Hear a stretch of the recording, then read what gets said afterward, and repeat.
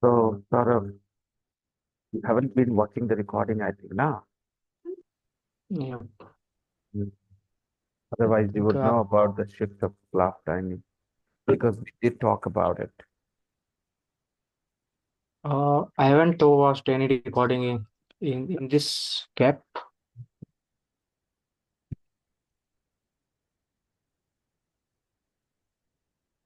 And you're back in Delhi, sort of. Yeah. Mm. Yesterday, I think. Yeah.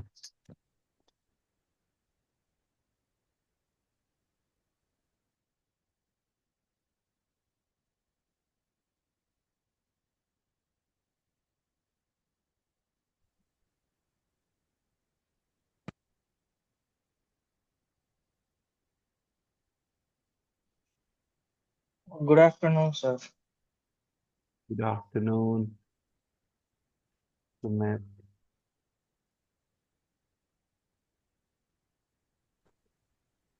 Good evening, sir. Yasmin, ma'am. Good evening. Good evening, sir. Hey, Zafri. Hello. Hey, Lena.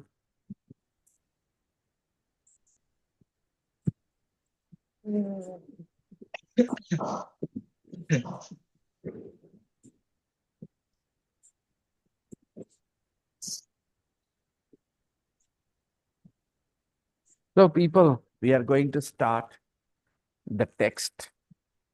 I read, Lena, your text, and it was so good. I mean, there wasn't a, I think there was just one small mistake somewhere. Otherwise, it was all pretty good. Let's see, where do I go? Give me a second. Lane.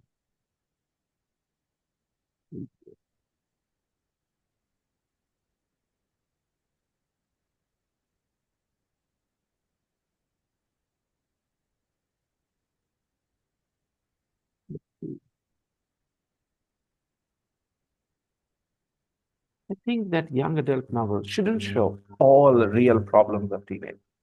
Did you notice how Lena wrote that ALL with capital letters?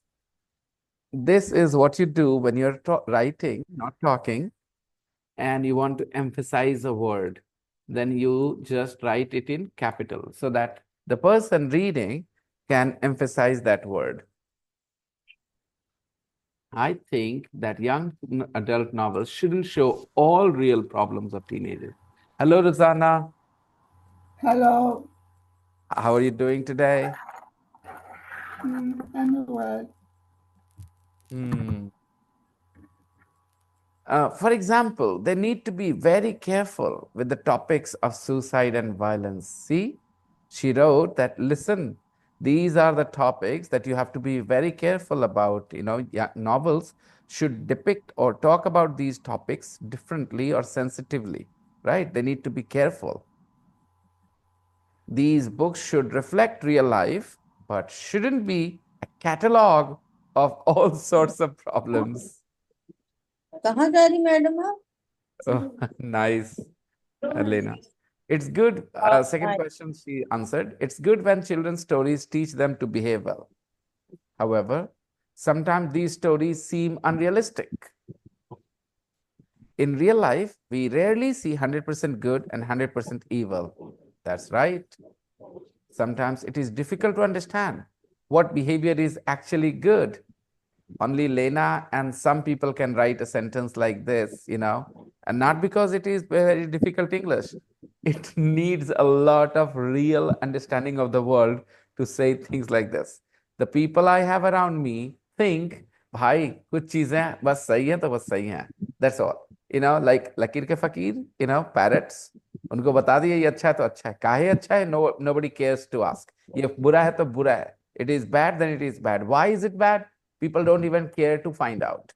Sometimes it is difficult to understand what behavior is actually good. Yes, Lena, absolutely.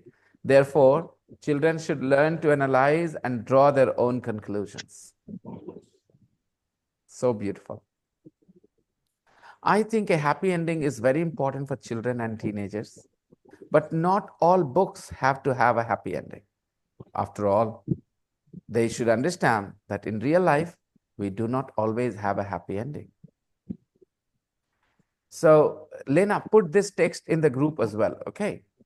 So that people can see how Rosanna, Lena, when they write, it's not, I'm not comparing their English guys with yours. I'm not. I'm comparing or asking you to learn from their opinions, how they write their opinions, okay? And I would like to take this moment to tell you how we are approaching these things in our school. So, we have a school and we are teaching young kids there. And the problem that we have always realized about our schools in Biashif, they never encourage children to think critically, to analyze their own thoughts, to be self-aware, and to put those ideas there in their minds into words in their notebooks. They write essays, but they copy it from somewhere. So only yesterday or only on Saturday, I asked my class 4 students, class 3, 4 students to write why they believe in ghosts or why they don't believe in ghosts. Some of them believed in ghosts, some of them didn't believe in ghosts. I asked them just to write why, that's it. Write what you could. Uh, some students showed interest. They were good with Hindi. They were not forced to write in English.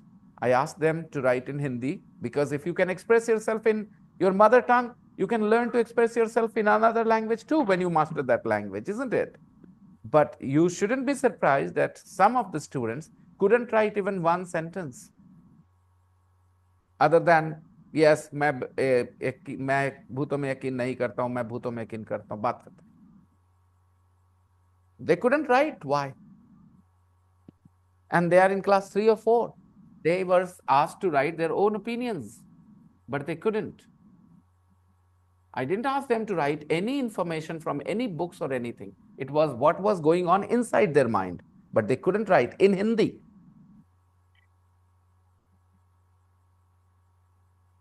So doesn't it tell you something? Why many of us struggle here and why Lena or Rosanna find it so easy, and the way they write, it seems, oh, wow, why couldn't we write this way? Because we were never asked to practice these things in our school life. It's not about English.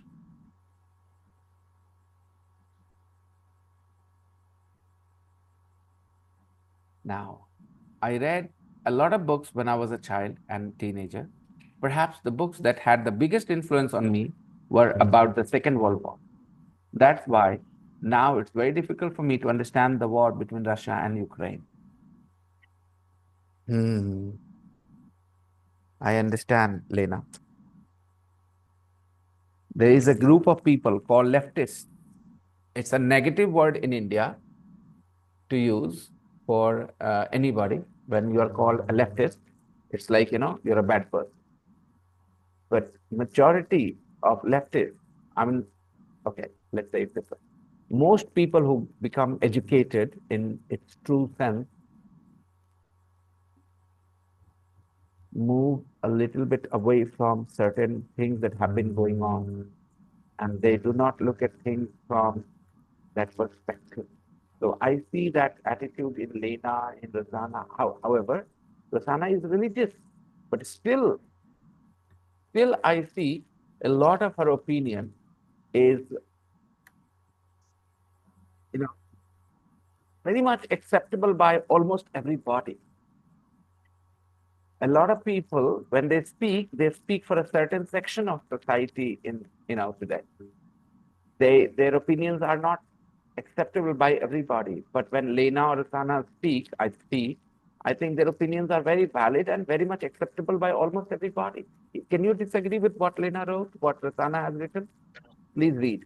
I hope Rosanna has already put it in the group. Rosanna, please share it in the group. Please share it in the group. I read your text, Rosanna, on Saturday. Unfortunately, you were not here, and I read Lena's text today. Both of you ladies, please put your opinions in the group.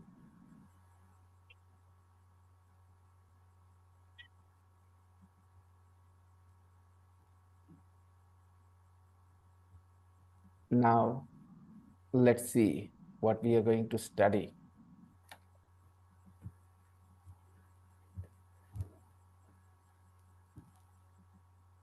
Saki, Saki, Saki.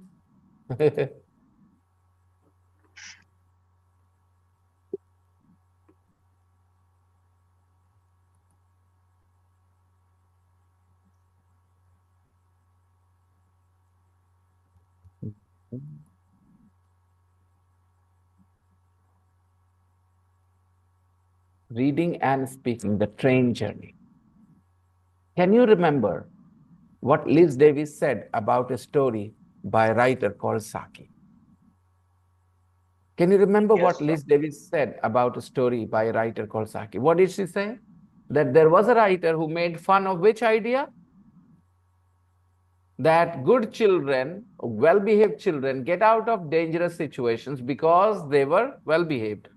And children who were not well behaved cannot get out of difficult situations.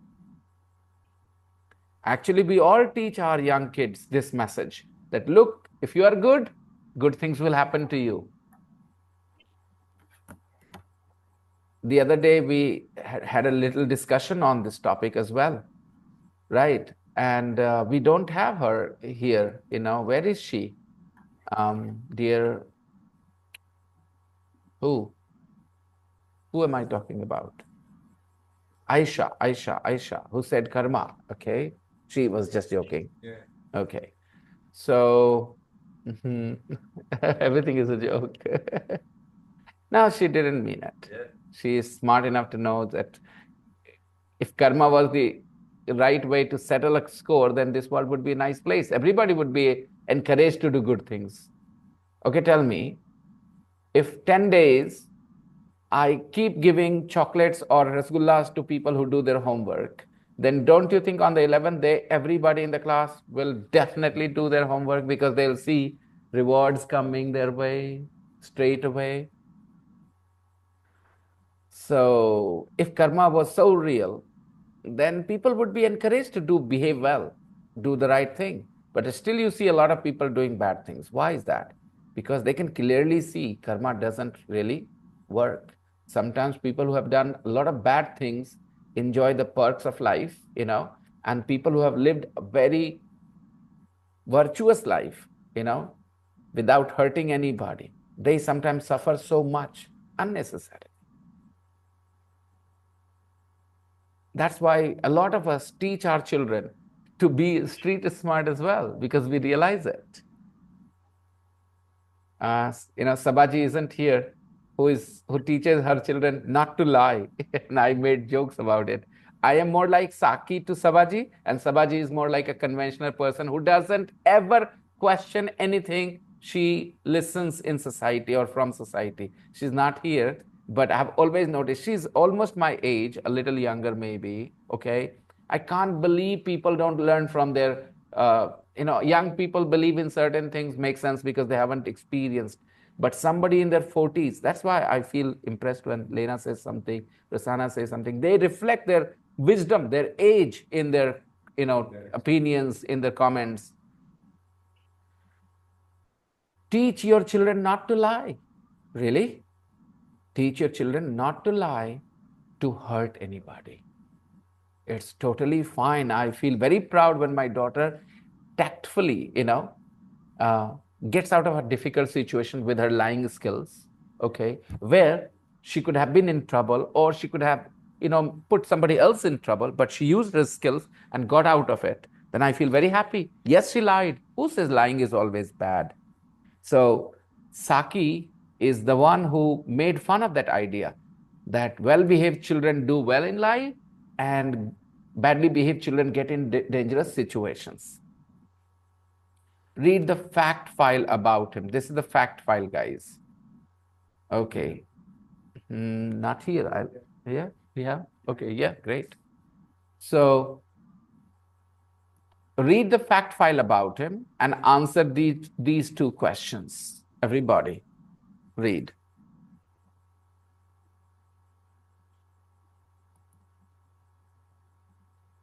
When did he write? And what are his stories often about? First question is, when did he write? Can you answer? After reading the fact file? Pen name Saki, real name Hector Munro. Born 1870, nationality British, famous for short stories that made fun of the self-important upper classes in Edwardian society in Britain in the early 1900s. Died 1916, aged 45, fighting in the First World War. Such a, again, waste of life. So, after knowing that he was born in 1870 and he died in 1960 at aged 45, fighting in the First World War, you can answer the question, when did he write? Early 19. He wrote in the late 19th and early 20th century before the First World War started. You could have just put these ideas together and just could have made this sentence that he wrote in the late 19th century, 1870. So he was 90 years, 20 years old, 25 years old when he might have started writing. Yeah. And the early 20th century before the First World War.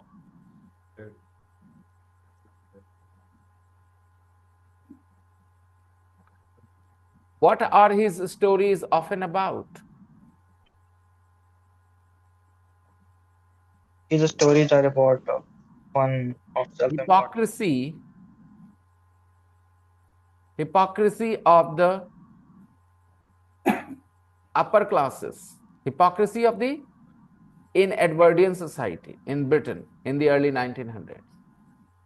These people who consider themselves superior, self-important upper classes, they thought they were the important people, okay? They would set standards for others, they would set morals for other people. And we still have that kind of attitude in a lot of people here in India. People who have been from privileged backgrounds, they always set rules, and other people meekly, submissively follow. I was the first to rebel in my family. I couldn't really continue with that thing.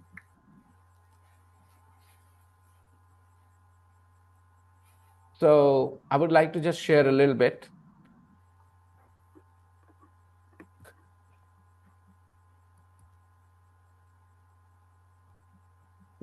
Should I let go? I'll let go. तू तो मेरे को हंसाएगा, खुद हंसता तो है नहीं कभी कभी अपनी ओपिनियन कभी बोलते हैं तो कभी कभी नहीं बोलता भाई तू तो हमेशा वो बोलता है जो सामने वाला सुनना चाहता है. ओके, मेरे को फंसाता है, बोली तो बोली. चढ़ जा सूली पे. Okay guys, so let's look at this. दुनिया कौन सी बदल जाएगी मेरे कुछ बोल देने से. तो yeah,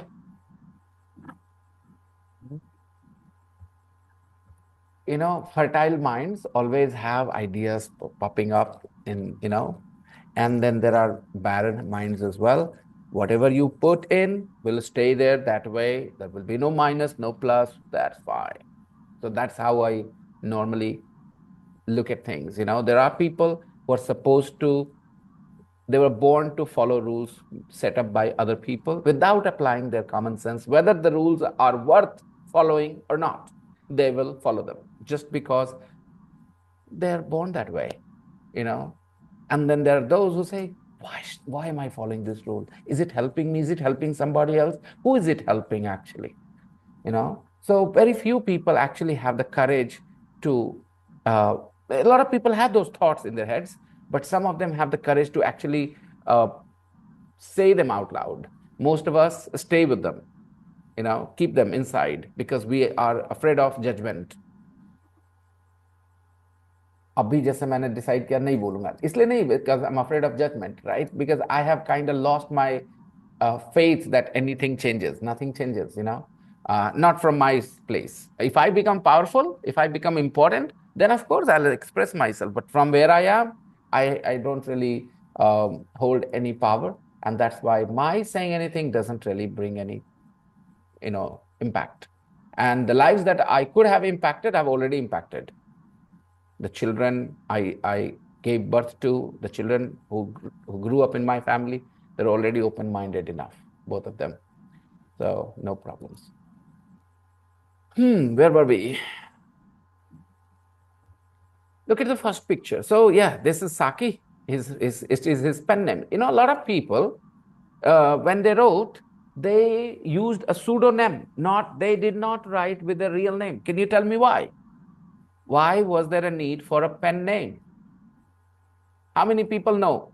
Why did he need a pen name? His real name was Hector Munro. Why did he take up a pseudonym or a pen name Saki? Why did he have to? Why was it necessary? Anybody? Prasanna, Lena, anyone?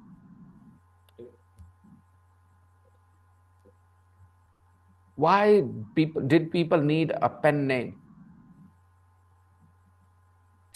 Because in the past, writing wasn't looked at as a respectful job. And people who had respect in society, because they had ideas, like people can be, these people who were writers, mostly they had things to say, but they could not say those things with their real name. So they had to find a pseudonym for themselves, a name that they could use so that nobody knows who is actually writing. I have watched videos, documentaries about Shakespeare, whether Shakespeare was his actual name or not, like that. Was it just a pen name, Shakespeare?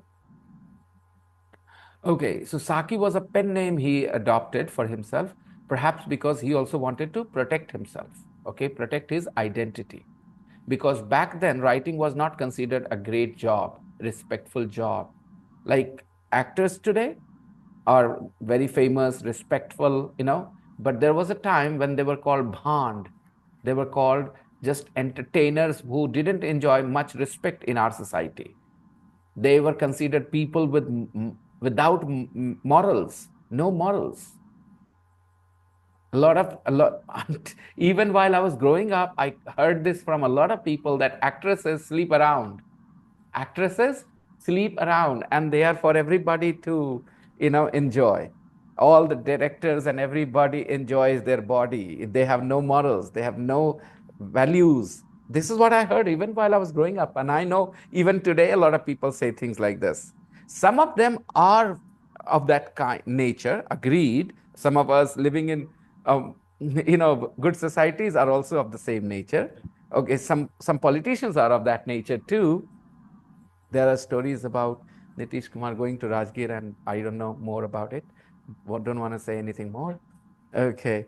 So there are stories of this kind about a lot of people. So it depends on their nature. Not everybody, just because they work, as an entertainer, they have to be without morals. But that's how society looked at these people, these jobs. So pen name was needed precisely because of that. This guy, what is his name? Last Mughal emperor. He was not the last Mughal emperor. The last Mughal emperor was Bahadur Shah. Bahadur Shah. Okay. So the word Zafar that comes with his name is actually his pen name. He was very fond of writing poetry. Bahadur Shah, he was not a very macho man. He didn't like fighting battles and stuff. He was more artistic in nature. Okay. And he wrote poetry. Some of his poetry is very famous actually. And he wrote under the pen name Zafar. So he was called Bahadur Shah Zafar. Zafar was not his name. It was his pen name only.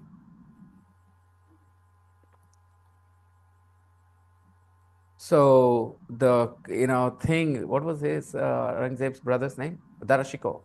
So Aurangzeb thought Darashikoh was not a fighter. He was not a warrior, and that's why he didn't deserve the throne.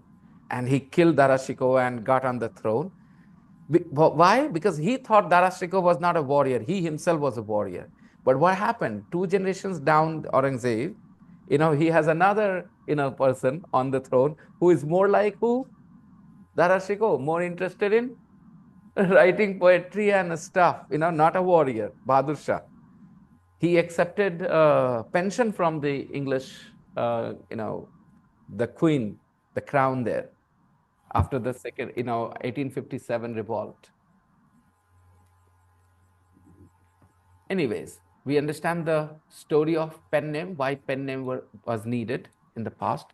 Nowadays, some people use pen name just for fashion. It's yeah. Okay. Uh-huh. Yes, exactly. Yeah, exactly. Sometimes these entertainers use a name which is more, I will say, catchy. Okay, anyways, this guy was born in 1870 and he wrote in the late 19th century. When I say late 19th century means 1890, 1895, 1898, and early 20th century, 1905, 1905, 1910, like that. What did he write about? He wrote about the self-important upper class and made fun of their values, you know. He made fun of the self-important upper classes in Edwardian society. Edwardian society means people, King Edward. In the early 1900s, the king was Edward there, and that's why the society is called Edwardian society. When the queen was Victoria, we call it the Victorian society. When the queen was Elizabeth, we call it Elizabethan society.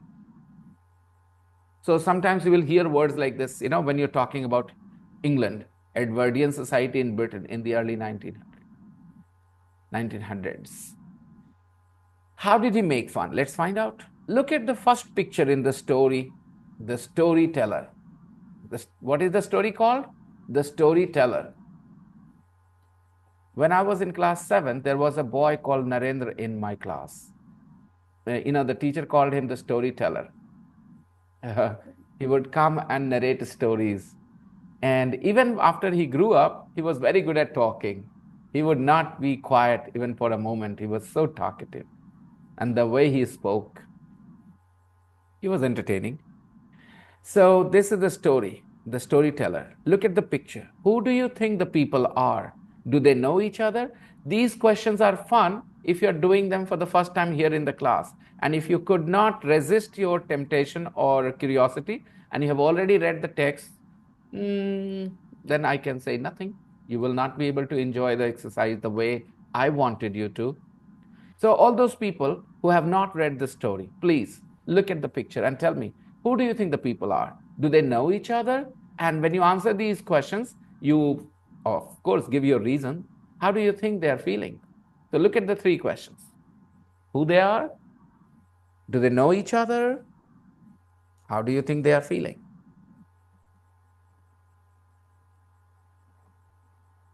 The lady and the children are together. Okay.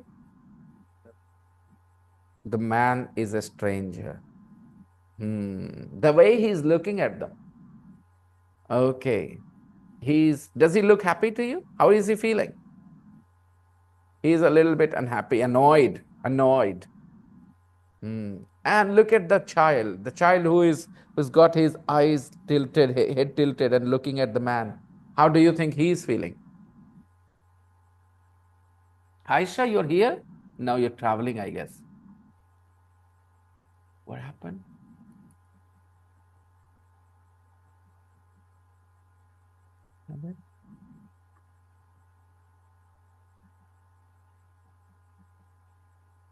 But we watched. We did. Aisha, are you here? She's not here. But we watched the video she shared. Okay. We'll have to ask her what the story was. Guys, the boy also looks very annoyed and cross. And look at the way he is holding his hands like this. This normally and the facial expression. Perhaps he is not enjoying being there. And what about that girl sitting next to him, who is holding a book in her hands? She is reading something or singing? Uh-huh. And there is a girl sitting near the window. She is looking out of the window. She's the youngest in the group, right? And the lady, is she the mother to them? The mother of these children? Might be. Hmm. Okay, when I we look think at the she's picture, taking them to some use our boring. imagination to answer these questions. More fun. Eventually, we will read. Of course, we will read the story.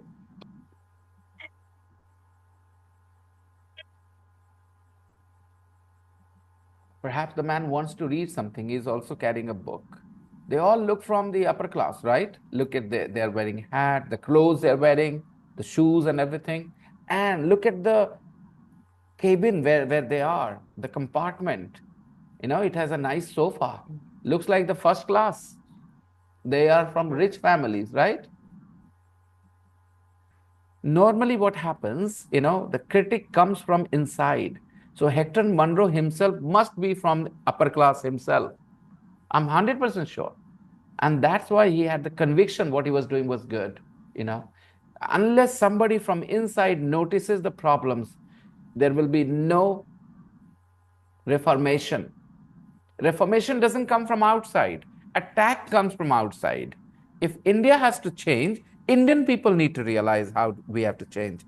People from outside, if they criticize India, it will be perceived as an attack.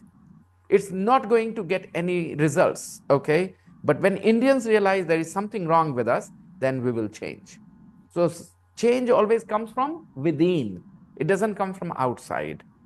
What comes from outside? Attack, aggression, judgment. And these things don't get you any positive results, positive outcome. Yeah, let's see.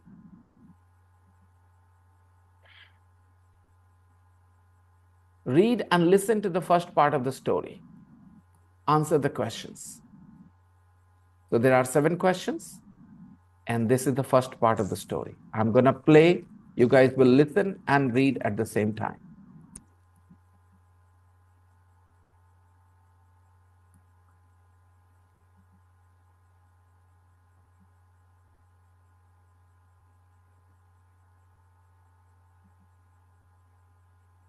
Nine point nine. The Storyteller. Part 1.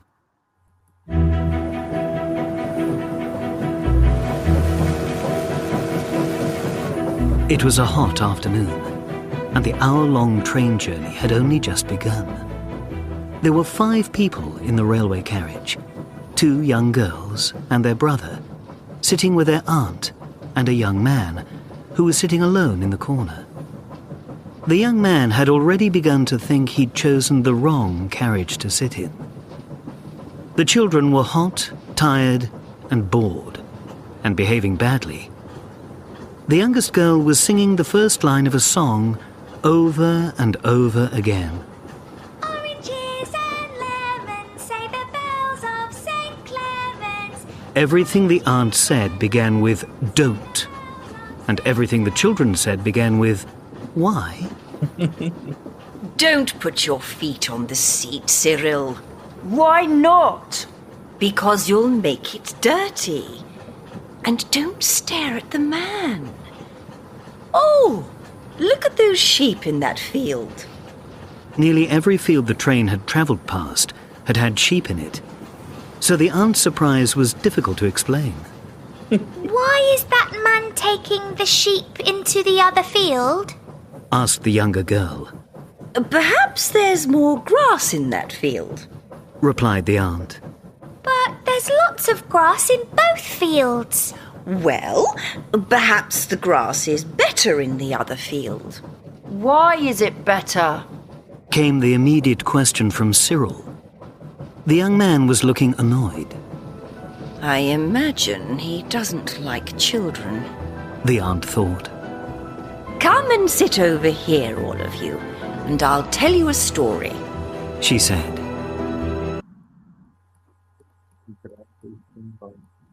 Grass is uncounted. One blade of grass. Okay. Guys, can you answer? How long was the journey? 1 hour. Yeah, see? How long? An hour-long journey. an Okay. hour. It was an hour-long journey, right? Who are the people on the train? There is an aunt with her 3 nephews Teacher and nieces, okay, with and a dad stranger, and young man. a friend. Why were the children behaving badly? They were behaving badly Oh, because they they were Because were they were not bored enjoying the hot environment. and They were bored. hot, tired, and bored. And when children are tired, when children are bored, they start doing something, it's pretty typical. It means when children are behaving badly, you need to engage them. This is what helps me so much because I understand these things so differently from majority of the people around me. So it helps me so much. It gives me such an advantage when I'm dealing with young children. Children are not, visit any schools, most teachers will have this complaint that when they are teaching, the children don't take interest. They're busy doing other things. Of course, I have the same challenge when I'm in classrooms. Okay. But then I know in the just a little bit time, and I'm going to get over this problem easily. It's not going to bother me for too long. And I won't have to be very strict with them. I know that for sure as well. I won't have to use my stick every second or third day. Once in a while, maybe. When somebody just crosses the line, I have to send a message maybe that no, this is not something okay. It will not be tolerated. Otherwise, children sometimes take a message. They think, okay, the teacher will forgive you no matter what you do. Then sometimes some of them feel emboldened. So you can't really give them that assurity that no matter what happens, they will not be punished. Uh-huh.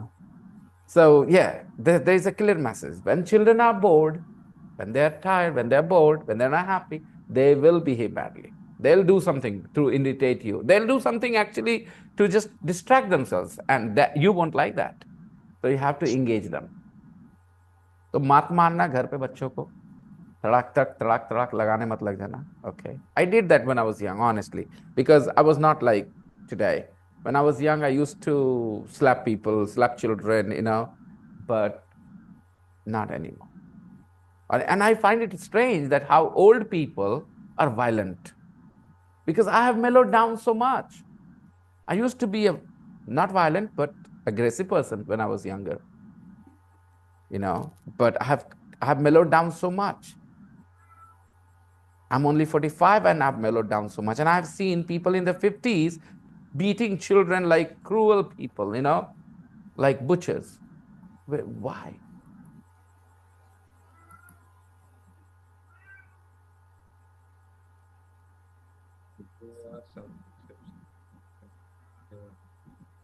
I understand that. Again, I'm talking about myself that I used to be aggressive.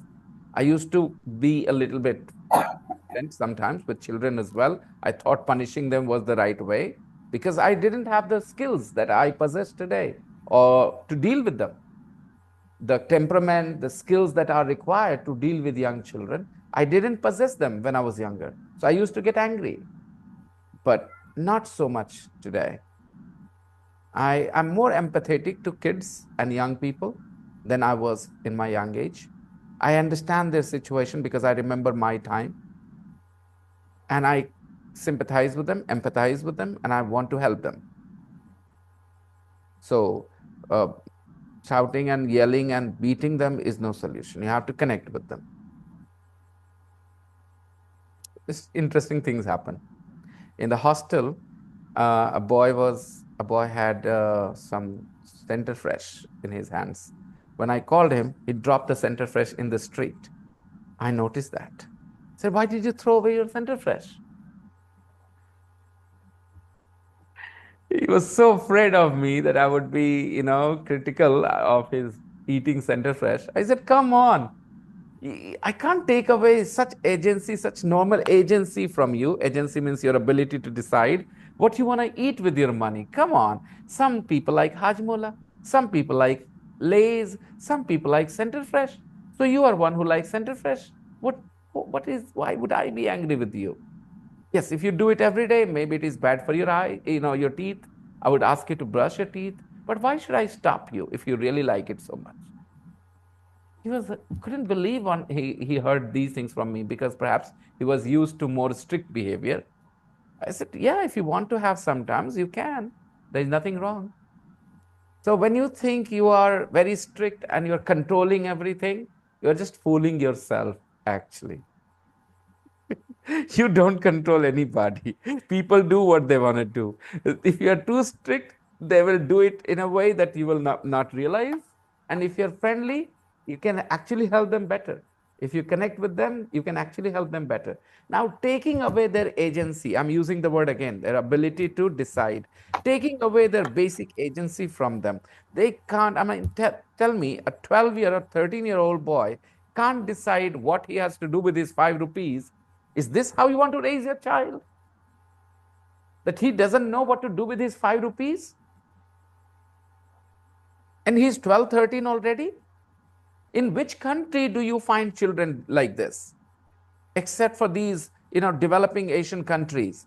In most countries, 12, 13-year-old guys, they learn, like Simran said in her text, you need to teach them to make the right choices. You don't need to control them. You don't need to teach them morals. You need to teach them to make the right choices and teach them how their choices impact their lives. That's it. It is eventually their decision. If they realize how smoking will impact them, then after that, it is their choice. But you have to basically train them the right way. Now, telling them that smoking causes cancer is not going to help. Just telling them is not going to help. You have to maybe do more.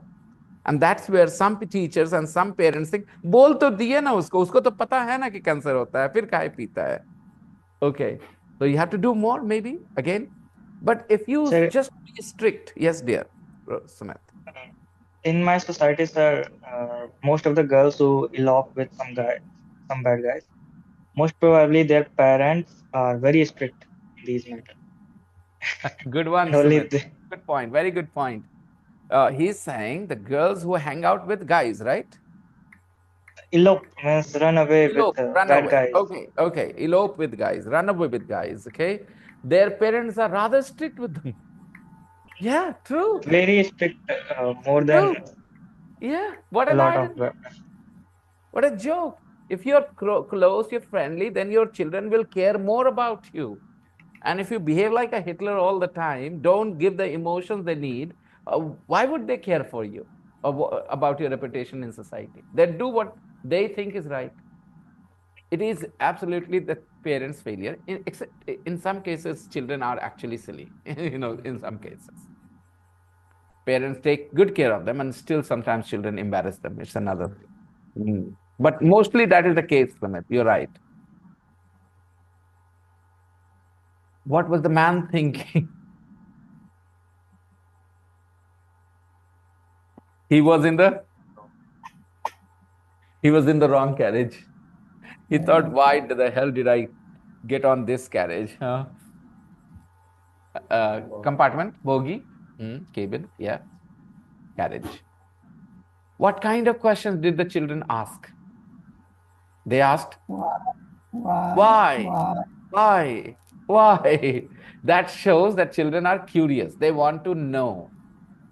Why did the aunt decide to tell them a story? Because she noticed that the young man felt annoyed. She could see that the stranger was annoyed. So she wanted to, she realized that perhaps he was not happy with the way the children were behaving. So she thought maybe she would tell a story and the children would become quiet. Do you think the children will enjoy the aunt's story? This last question, NCERT books always have such questions, okay? But no schools or teachers care about such questions. This question is asking about your imagination. Do you think the children will enjoy the aunt's story? If yes, why? If no, why not? Answer. Think and answer. I'm telling you, this kind of question usually goes wasted. Go ahead, answer everybody. Do you think the children will enjoy the aunt's story? Why? Why not? You have to answer this question. I think, Sir, I think, Go on, Sumit, yeah. and then I'll go to Rasana. Okay, so sir, I think initially they will get interested to listen the story because they are feeling very bored and they have nothing to do. So that's why they are annoying each other, annoying the aunt. And if the story the aunt is telling is so, they find this so boring, so they will get bored, Now, the question is, will they find it interesting or boring? And you have to right? answer on that basis. I think they will find it boring, sir, because uh, looking at the aunt face, I think she is going to tell a story of some some children who are well behaving children. Well So behaved. because the children, yeah, well behaved children, and because these children will not be able to connect themselves with the story, that's why they will find it boring. Okay. Rasana. I think children will not enjoy the story because their aunt wanted to tell a story to keep them quiet, but I think them know already the story of their aunt. It can be not interesting because it is are not a new story. So Rasana says that the children will not enjoy aunt's story because the aunt is not going to tell a new story. They might have heard that Okay. story several times before, and that's why they're not going to enjoy it. That's what Rusana said. And I know Rusana said this from her real life experience. This is how, grandmas, grannies, uncles, aunties are. I was no different either. Okay, sometimes, my children would ask me to tell a story, and I would always start in a silly way. There was a girl, she was very cute. And Aditi would look at me with this, that you are going to make it about me, right? And she would be betting. And I said, her name was Aditi. I said, yeah, Aditi. I don't want to listen to this story. Okay, so I've done this. So of course, you have to relate, to these things from your real life experiences. You have to bring in your real life experiences to answer such questions. Okay, other people. Yasmin, ma'am, what do you think? Do you think the children will enjoy the answer story? No, sir. I think children will not enjoying the story with aunt's story Hmm. because when the children travel at train or anything, they enjoy to more new things. They, they enjoy to look views or anything new, different things when Hmm. they they are traveling at train or anything. Hmm. Okay, nice. Uh, I think I want to tell you all, okay, that Yes, sir. in this story, we already have some information, some clues, which if you really understand, I'm coming to you. If you understand those clues, then you will realize why children will enjoy the aunt story or they will not enjoy the aunt story. Again, it's an opinion, but I think the story says something.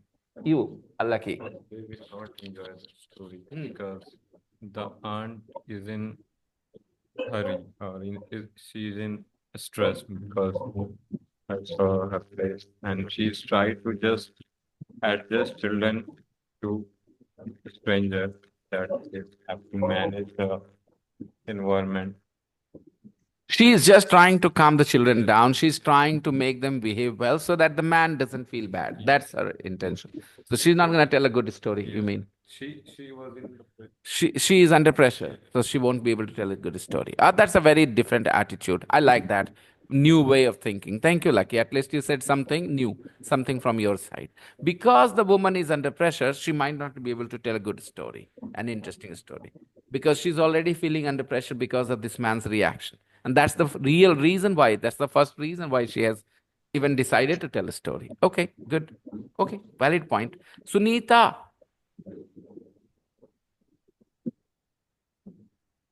Saurav. I think Hello. Yes, Sunita. Yes, sir. What's your question, sir? So when are you going for your next date? There is no date. No date. Yes. No date at all. No. I heard that you like taking challenges, Sunita.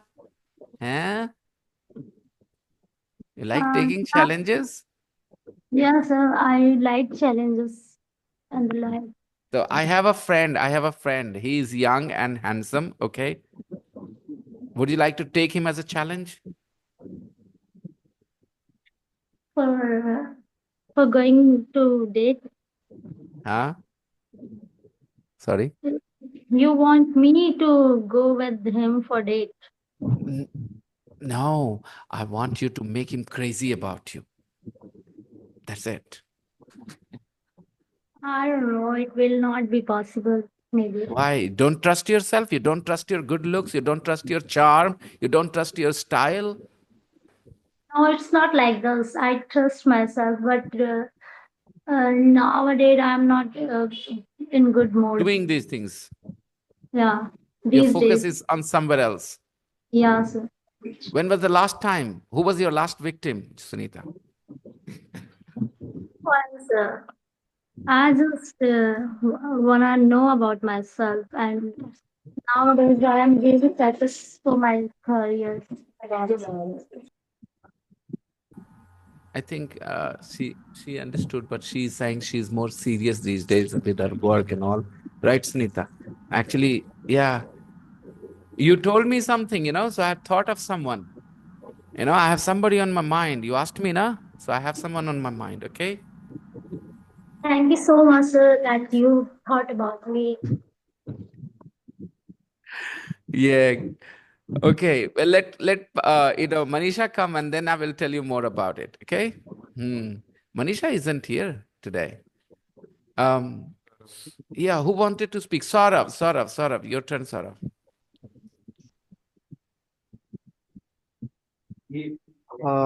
I think children won't enjoy the stories Will because not. we can see they are very curious. So they will ask a question at the every moment. Why not? So they will get more bored or hot. So I think they are not going to enjoy.